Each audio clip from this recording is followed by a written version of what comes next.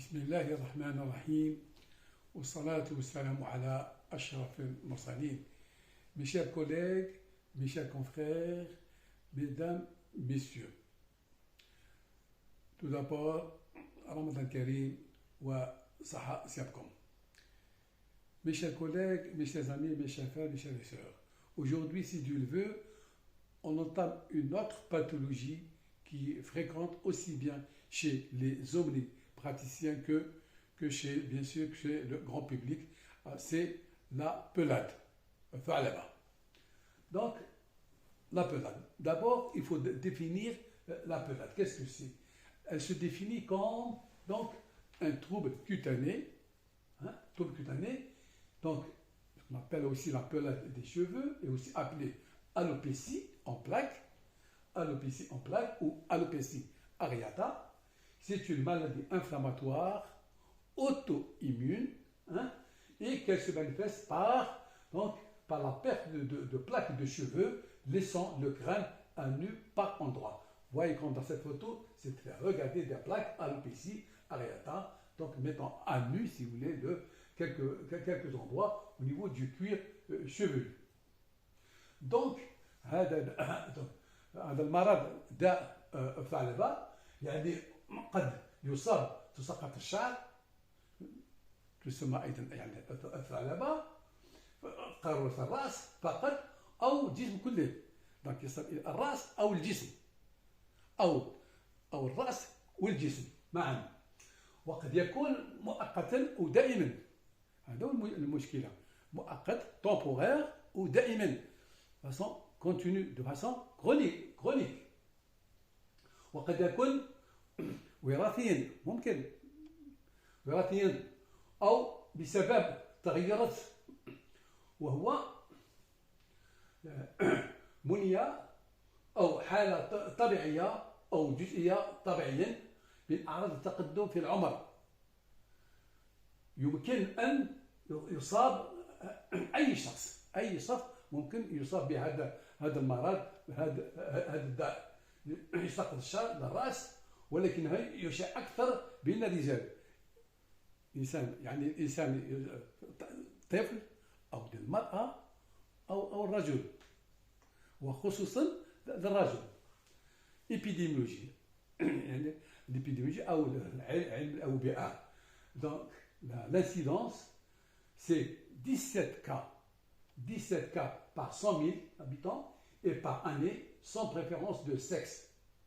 C'est très important. Regardez, mes chers collègues, mesdames et messieurs, l'incidence. Ceci implique qu'à l'âge de 50 ans, 1% de la population subit une période, un épisode de pelade. 1%. C'est très important. Le motif. Donc, environ, par exemple, en consultation dermatologique, 2% de consultent pour un problème de pelade. C'est important quand même.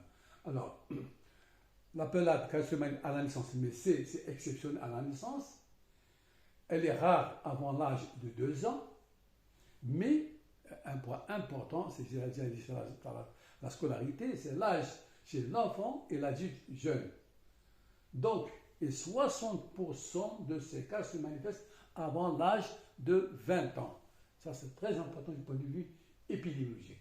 Alors, quelques mots, je ne veux pas entrer dans les détails, quelques mots sur la physiopathologie, parce que j'ai dit en introduisant que c'est une maladie auto-immune.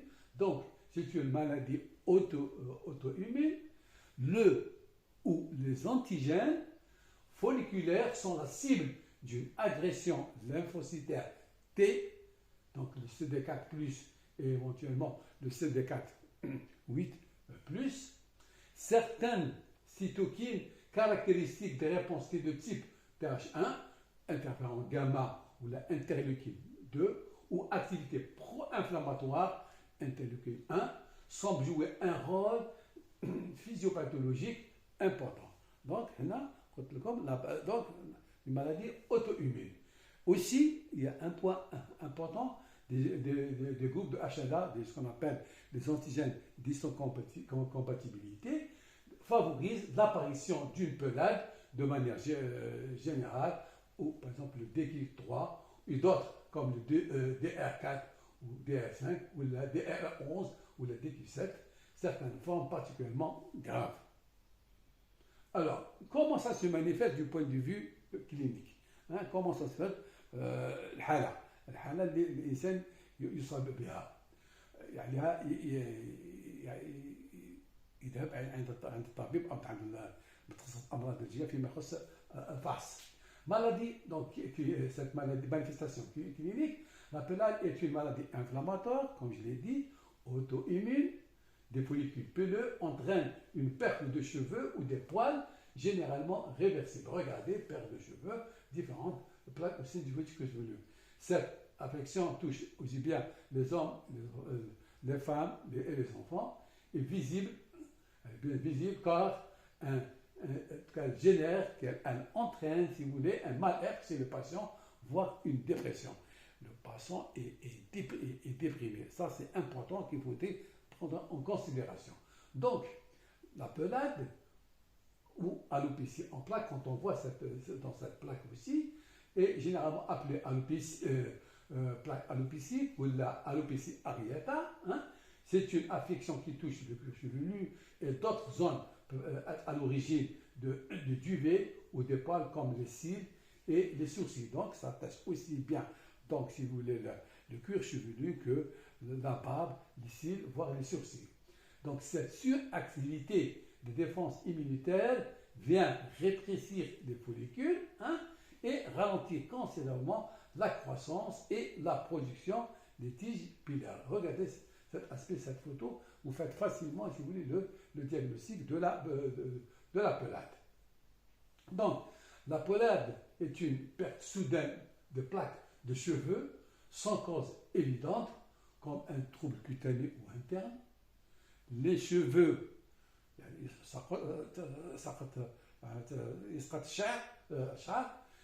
cheveux tombent par petites touffes, créant ainsi de petits sites dégarnis, donc alopécie cardiaque, la peau devient lisse, généralement de forme circulaire, hein, de taille, de petites pièces ou de monnaie. Donc ça veut dire que les plaques sont arrondies. Donc le cuir chevelu conserve son apparence normale, mais il est simplement dépourvu des cheveux par endroits.